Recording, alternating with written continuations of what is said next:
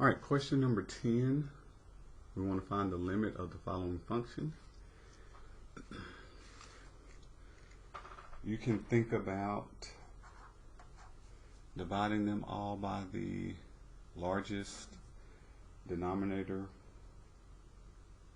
degree. That will be the same as like trying to find that asymptote.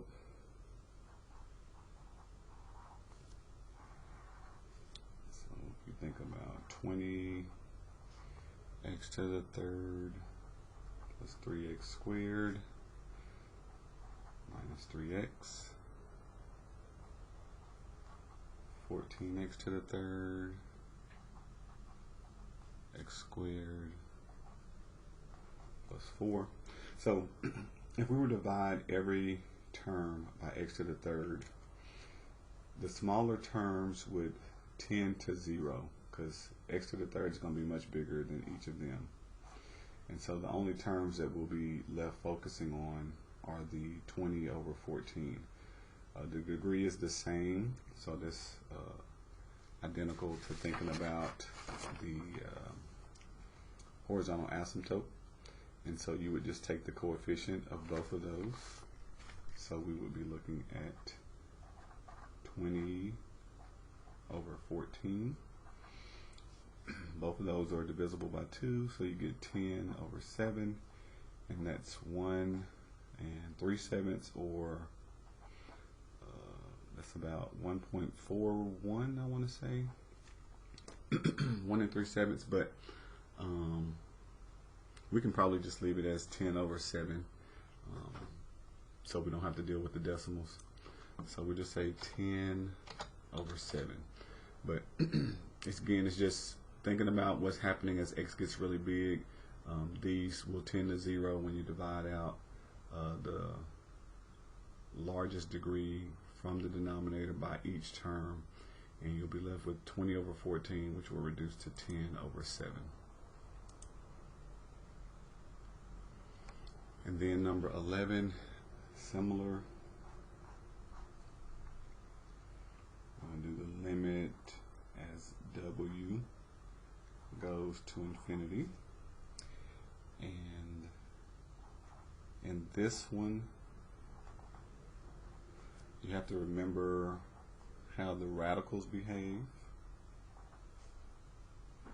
Radical with power of exponents, it is dividing the exponent by the power of the radical.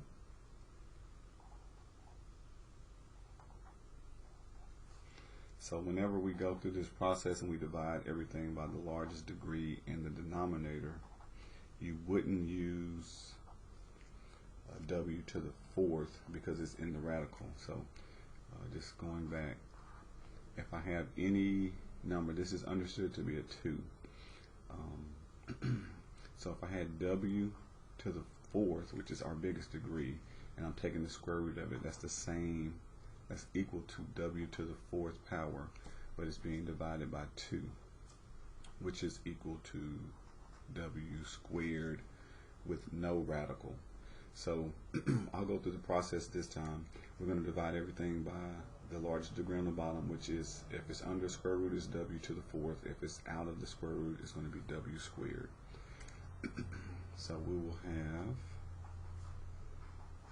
21 w squared over w squared, and then we have 2w divided by w squared, 8 over w squared, and then on the denominator we have 9 w to the fourth divided by w to the fourth plus 5w cubed over w to the fourth. So here's what happens. As we think about w going to infinity, these are the same. They cancel out, leaving you with 21. You get rid of 1w, so you have 2 over w. This whole thing tends to 0. This whole thing tends to 0 as w gets really, really big. On the bottom, these will divide out. You'll lose 3 of them. This will just leave you with 1w, 5 over w. As w gets really big, this tends to 0. So you end up with 21 over the square root of 9.